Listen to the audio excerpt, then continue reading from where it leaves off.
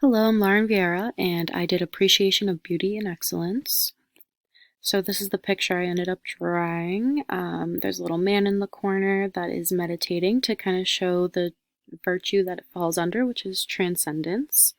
My capacity for change is shown by a box that's filled with whatever it is filled with. That is my capacity that I have for change. Self-improvement, I drew a nice little head with a tree coming out of it to show that I have open-mindedness and am ready for growth and learning new things. I also have some mountains just to kind of show that I am open to experience and things that are new and I'm ready to take on the world.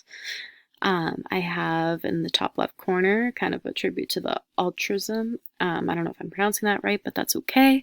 And it's me holding an umbrella over my friends because I'm very big on helping others and helping people in any way I can.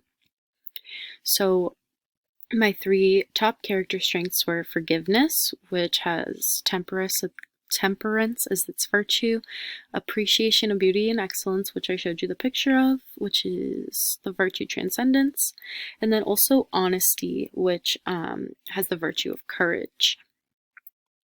So my positive correlates that apply to me.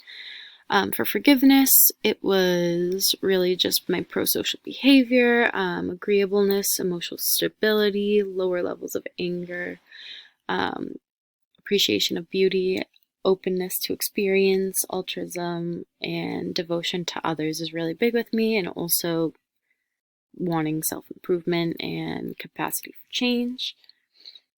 Fairness, I have perspective, self-reflection, cooperation, and pro-social behavior. Wow, so forgiveness and fairness actually have a little bit in common.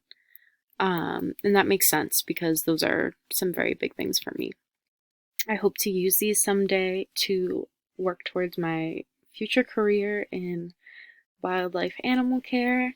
I do believe that these three things will help me extensively in the field.